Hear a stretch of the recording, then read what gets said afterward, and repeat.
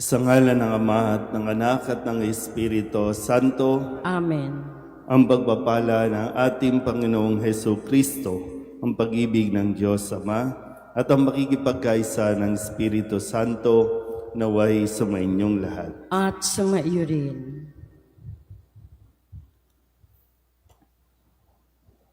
Ngayon po ay ginugunita natin ang kapistahan o paggunita sa mahal na Birhen ng Fatima.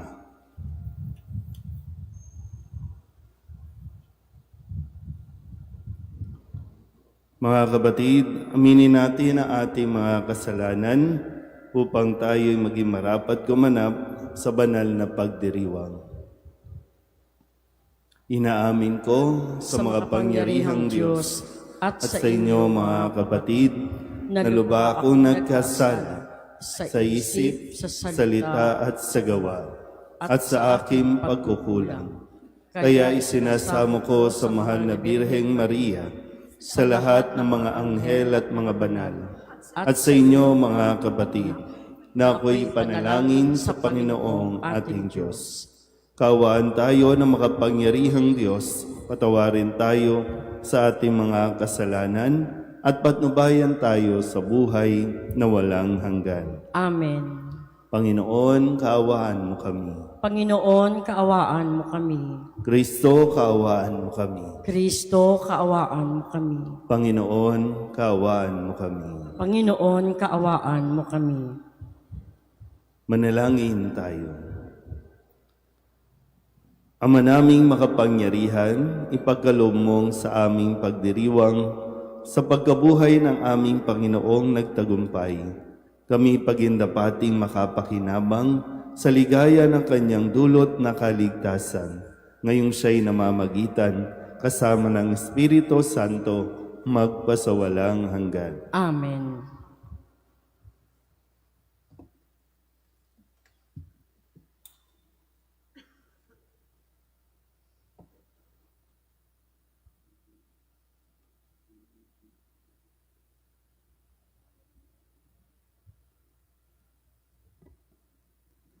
Pagbasa mula sa mga gawa ng mga apostol. Noong mga araw na iyon, ang mga mananampalataya ay nagkahiwa-hiwalay dahil sa pag-uusig na nagsimula ng patayin si Esteban. May nakarating sa Phoenicia, sa Chipre at sa Antioquia. Saan man sila makarating, ipinangangaral nila ang salita, ngunit sa mga Hudyo lamang. Subalit may kasama silang ilang taga-Chipre at taga-Sirene na pagdating sa Antioquia ay nangaral naman sa mga Griego ng mabuting balita tungkol sa Panginoong Hesus. Sumakanila ang kapangyarihan ng Panginoon at maraming naniwala at nanalig sa Panginoon. Nabalitaan ito ng simbahan sa Jerusalem, kaya't sinugo nila sa Antioquia si Bernabe. Nang dumating siya roon at makita ang pagpapala ng Diyos sa kanila, sila'y nagalak at pinagpayuhan silang lahat na manatiling tapat sa Panginoon. Mabuting tao si Bernabe, puspos na Espiritu Santo at matibay ang pananampalataya, kaya marami rin siyang nadala sa Panginoon. Nagpunta si Bernabe sa Tarso upang hanapin si Saulo at ng kanyang matagpuan ay isinama niya sa Antioquia. 1 taong singkad silang nanatili roong kasama ng simbahan at nagturo sa maraming tao. At doon sa Antioquia, unang tinawag na Kristiyano ang mga alagad. Ang salita ng Diyos. Salamat sa Diyos. Purihin ng tanang bansa ang Panginoong dakila. Purihin ng tanang bansa ang Panginoong dakila. Sa bundok ng Sion, itinayo ng Diyos ang banal na lungsod. Ang lungsod na ito higit niyang mahal sa alinmang bayan na angkan ni Jacob. Kaya't iyong dinggin ang ulat sa iyong mabubuting bagay o lungsod ng Diyos. Purihin ng tanang bansa ang Panginoong dakila. Pag itinala ko iyong mga bansang sa iyo sasama, aking ibibilang ang bansang Ehipto at ang Babylonia. Ibibilang ko rin yung Filistia, Tiro at Ethiopia. At tungkol sa Sion, yaong sasabihi, ang lahat ng bansa ay masasakupan, siya ay palalakasin at patatalagin ng kataas-taasan. Purihin ng tanang bansa ang Panginoong dakila. Ang Panginoon ay gagawa ng isang talaan ng lahat ng taong dooy mamamayan. Ang lahat na ito ay magsisiawit at parang sasayaw. Purihin ng tanang bansa ang Panginoong dakila. Magsitayo na po ang lahat.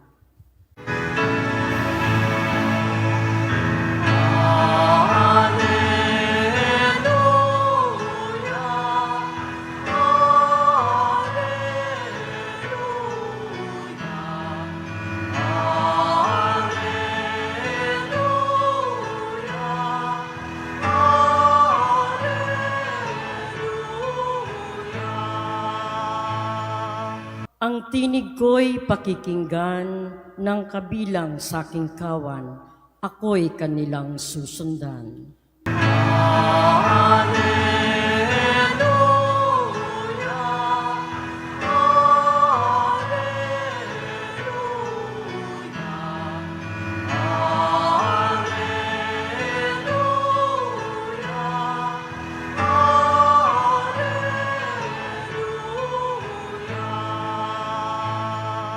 Sumainyo ang Panginoon. At sumaiyo rin. Ang mabuting balita ng Panginoon ayon kay San Juan. Papuri sa iyo, Panginoon. Taglamig na noon, kasalukuyang ipinagdiriwang sa Jerusalem ang pista ng pagtatalaga ng templo. Naglalakad si Jesus sa templo sa portiko ni Solomon.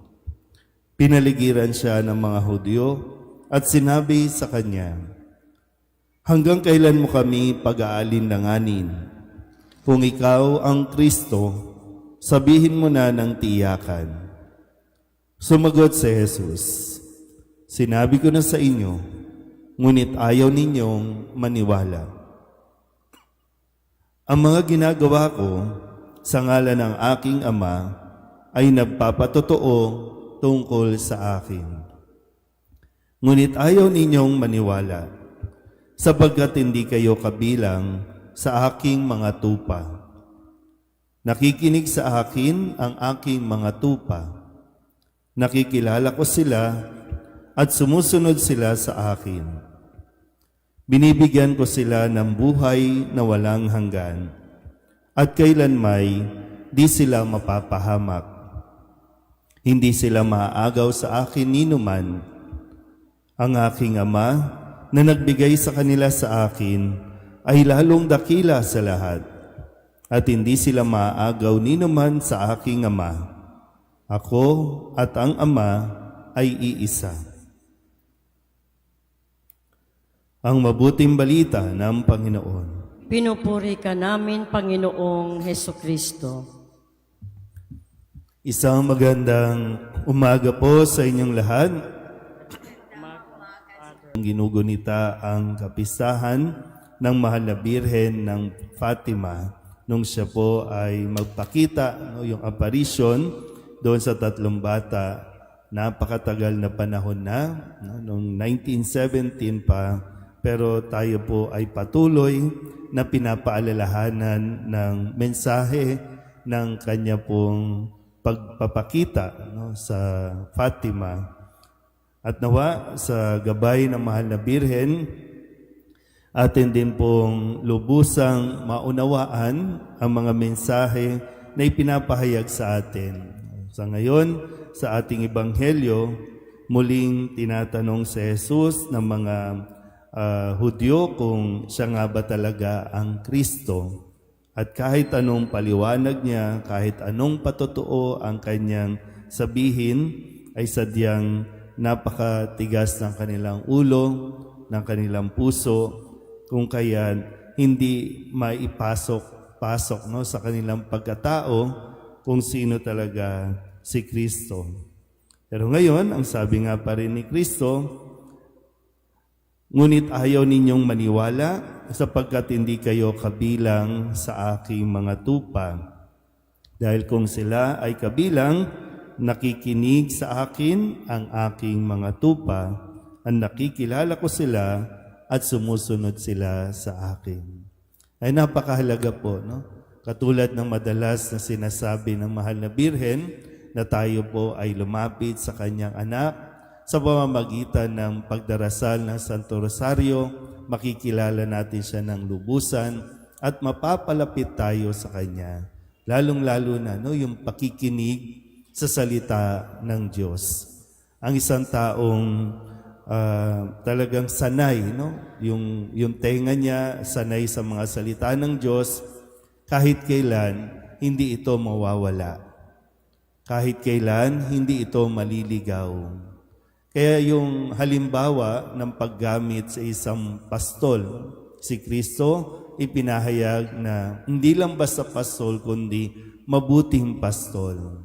Sabi nga po sa mga lugar na mayroong mga pastulan, mahalaga na bata pa lang yung tupa ay naririnig niya na kung sino yung tagapag-alaga niya.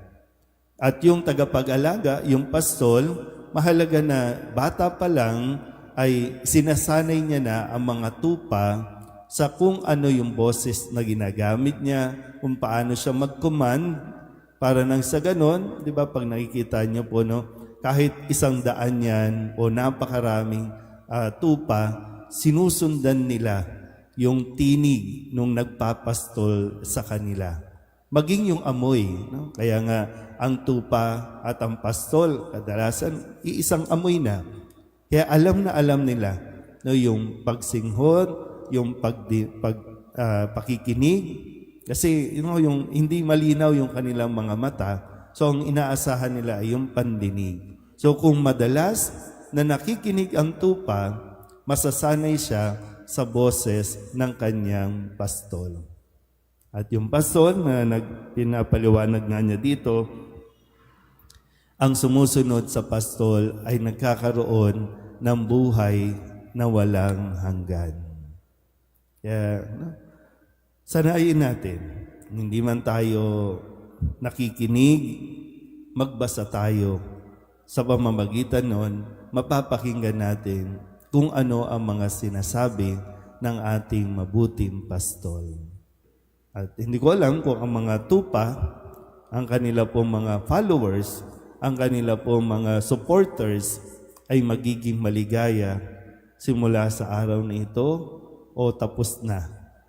Dahil nagampanan na natin ang ating mga duties and responsibilities bilang isang mamamayan, ang aasahan na lang natin ay kung gagampanan naman ng mga lingkod na ating pong ibinoto ang kanilang mga isinisigaw nung sila ay lumalapit sa mga tupa.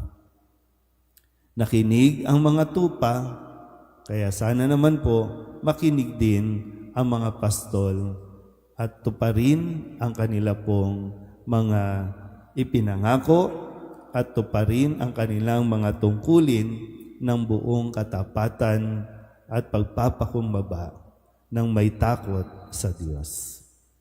Amen.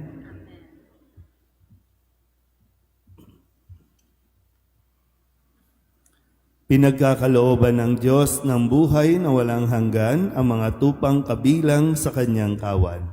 Manalangin tayo sa Ama, taglayang pagtitiwala na hindi tayo mawawalay sa kanyang pangangalaga. Ang ating pong itutugon, Panginoon, dinggin mo ang aming panalangin. Panginoon, dinggin mo ang aming panalangin.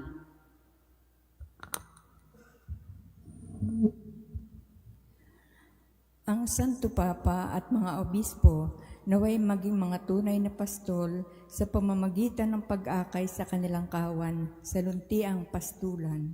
Manalangin tayo sa Panginoon. Panginoon, dinggin mo ang aming panalangin. Ang mga analihis sa landas ng kabutihan naway maakay pabalik sa kawan ng Panginoon. Manalangin tayo sa Panginoon. Panginoon, dinggin mo ang aming panalangin. Ang mga kabataan naway marinig ang tinig ng mabuting pastol na tumatawag sa kanila upang maglingkod sa pamilya ng Diyos sa isang natatanging paraan.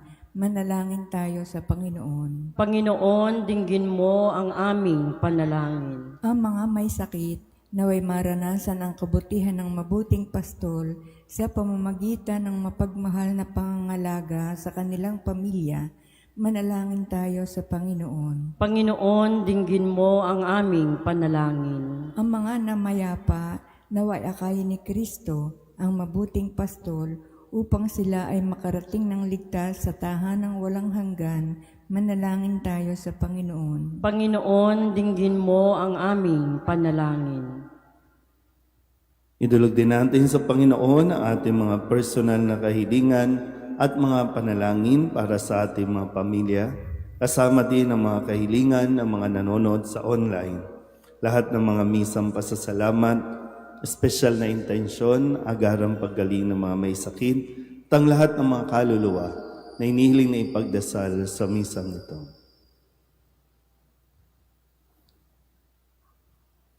Ang lahat ng ito inihiling namin sa ngalan ni Kristong aming Panginoon. Amen. Aming dalangin,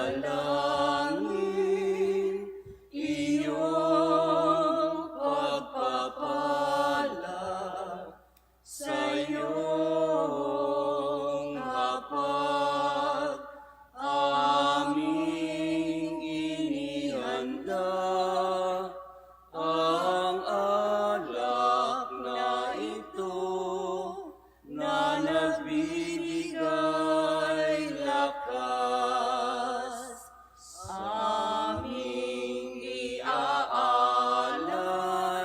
sa iyong mga kamay. Pinupuri ka namin, aming Ama, ang dalisay mong pag-ibig ay aming madama. Pinupuri ka namin, aming Ama. Naway pagpalain sa biyayang dala. Manalangin kayo mga kapatid upang paghahain natin ang kalugdan ng Diyos amang makapangyarihan. Tanggapin nawa ng Panginoon itong pagkahain sa iyong mga kamay, sa kapurihan niya at karangalan sa ating kapakinabangan at sa buong sambayanan niyang banal. Ama naming lumikha, ipagkaloob mong kami ay laging magalak sa pagdiriwang ng Pasko ng pagkabuhay ng iyong anak, upang ang ginagawang patuloy na pagsagip sa amin ay maging sanhi ng aming ligayang walang maliw, sa pamamagitan niya kasama ng Espiritu Santo, magpasawalang hanggan. Amen. Sumainyo ang Panginoon. At sumaiyo rin. Itaas sa Diyos ang inyong puso at diwa. Itinaas na namin sa Panginoon. Pasalamatan natin ang Panginoong ating Diyos. Marapat na siya ay pasalamatan. Ama naming makapangyarihan, tunay ang marapat na ikaw ay aming pasalamatan. Ngayong ipinagdiriwang ang paghahain ng Mesiyas, ang maamong tupa na tumubos sa aming lahat. Siya'y talagang maaasahan at ang katapatan niya sa pananagutan ay siyang bumago sa dating pamumuhay sa sangkatauhang namihasa sa pagkasalawahan. Ang dangal ng tao ay ganap na itinampok upang mamana namin sa pakikipagkapatid kay Jesus. Kaya kaysa ng mga anghel na nagsisiawit ng papuri sa iyo na walang humpay sa kalangitan, kami nagbubunyi sa iyong kadakilaan.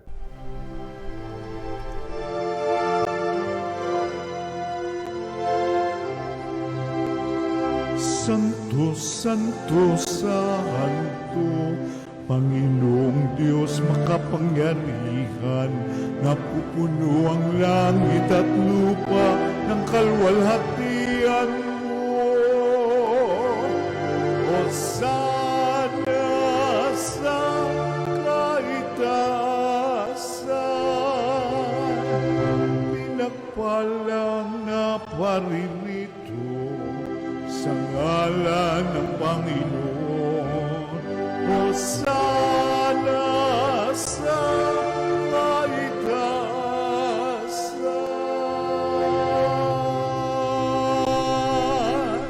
Ama naming banal, ikaw ang bukal ng tanang kabanalan. Kaya't sa pamamagitan ng iyong Espiritu, gawin mong banal ang kaloob na ito upang para sa aming maging katawan at dugo ng aming Panginoong Heso Kristo. Bago niya pinagtiis ang kusang loob na maging handog, hinawakan niya ang tinapay, pinasalamatan kaniya, pinaghati-hati niya iyon, iniabot sa kanyang mga alagad at sinabi, "Tanggapin ninyong lahat ito at kanin, ito ang aking katawan na ihahandog para sa inyo."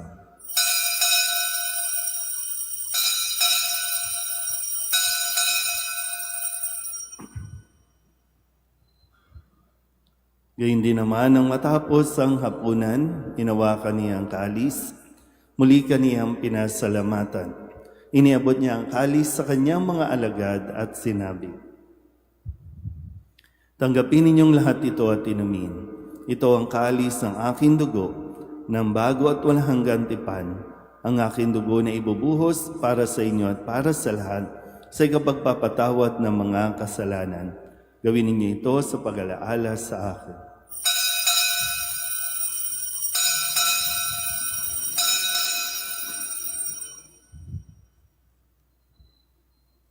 Ipagbunyi natin ang misteryo ng pananampalataya. Si Kristo'y namatay, si Kristo'y nabuhay, si Kristo'y babalik sa wakas ng panahon. Ama, ginagawa namin ngayon ang pag-alaala sa pagkamatay at muling pagkabuhay ng iyong anak. Kaya tiniaalay namin sa iyo ang tinapay na nagbibigay buhay at ang kalis na nagkakaloob ng kaligtasan. Kami nagpapasalamat dahil kami iyong minarapat na tumayo sa harap mo para maglingkod sa iyo. Isinasamo namin kami magsasalo-salo sa katawan at dugo ni Kristo ay mabuklod sa pagkakaisa sa pamamagitan ng Espiritu Santo. Ama, lingapin mo ang iyong simbahang laganap sa buong daigdig. Puspusin mo kami sa pag-ibig kaysa ni Leon na aming Papa at ni Jose na aming Obispo at ng Tanang Kaparian. Alalahanin mo rin ang mga kapatid naming nahimlay na may pag-asang sila'y muling mabubuhay, gayon din ang lahat ng mga pumanaw. Kawaan mo sila at patuloyin sa iyong kaliwanagan. Kawaan mo at pagindapating kaming lahat na makasalo sa iyong buhay na walang wakas. Kaysa ng mahal na Birheng Maria ni Ina ng Diyos, ng kabiyak ng puso niyang si San Jose, kaysa ng mga apostol at ng lahat ng mga banal na namuhay dito sa daigdig ang kalugod-lugod sa iyo, may pagdiwang nawa namin ang pagpupuri sa ikararangal mo sa pamamagitan ng iyong anak na aming Panginoong Heso Kristo. Sa pamamagitan ni Kristo, kasama niya at sa Kanya, ang lahat ng parangal at papuri ay sa iyo, Diyos Amang makapangyarihan, kasama ng Espiritu Santo, magpasawalang hanggan.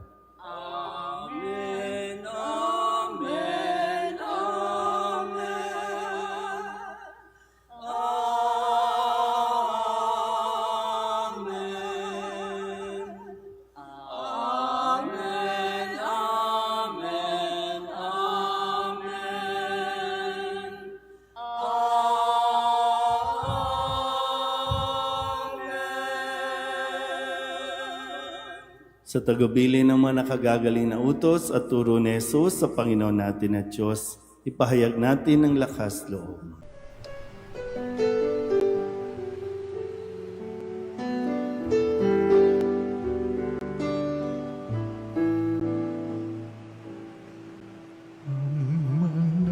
namin sumasalang ka, sambahin ang ngalan mo, mapasa amin ang kaharian mo, sundin ang loob mo dito sa lupa para nang sa langit. Bigyan mo po kami ngayon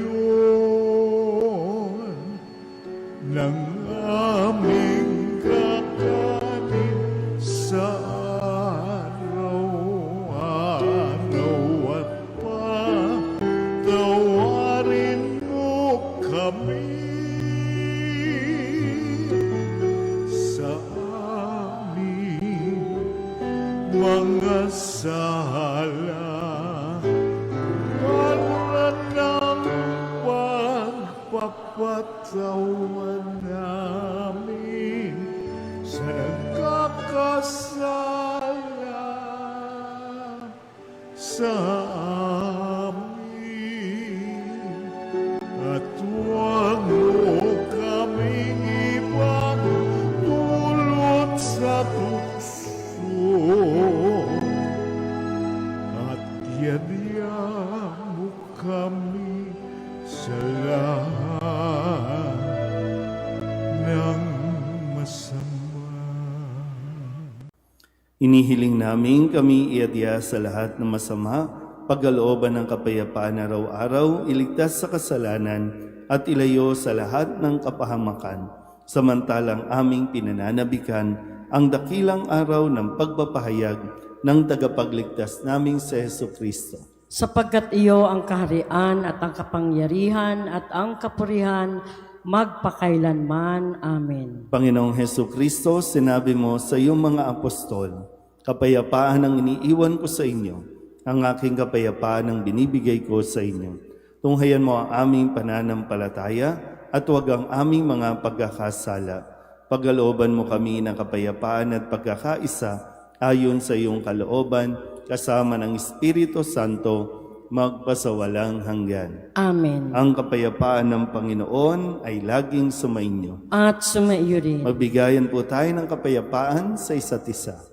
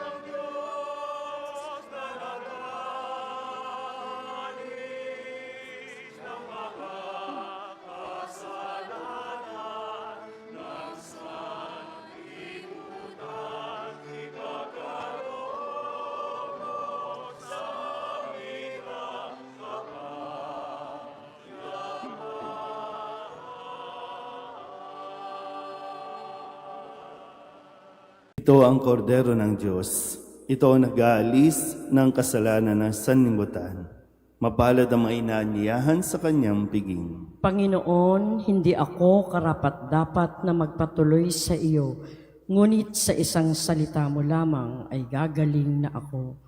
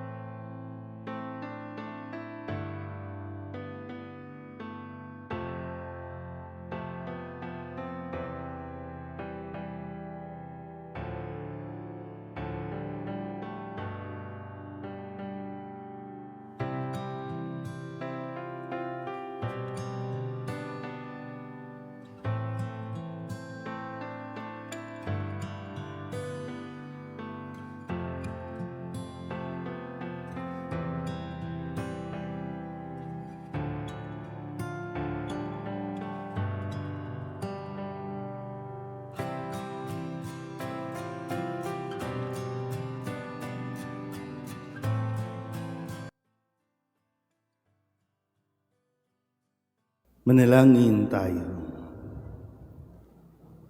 Ama naming mapagmahal, ang aming mga pagluhod ay iyong pakinggan para sa pagkakamit ng iyong tulong sa amin araw-araw at para sa pagkakaloob ng ligayang walang katapusan na pawang idinudulot ng banal na pakikinabang sa pagdiriwang ng pagpapalitan ng iyong bigay at aming alay sa pamamagitan ni Jesucristo kasama ng Espiritu Santo magpasawalang hanggan. Amen. Sumainyo ang Panginoon At sumaiyo rin. at pagpalain kayo ng makapangyarihang Diyos, Ama at Anak at Espiritu Santo. Amen. Tapos sa banal na misa, humayo tayo sa kapayapaan ni Kristo. Salamat sa Diyos. Magandang umaga.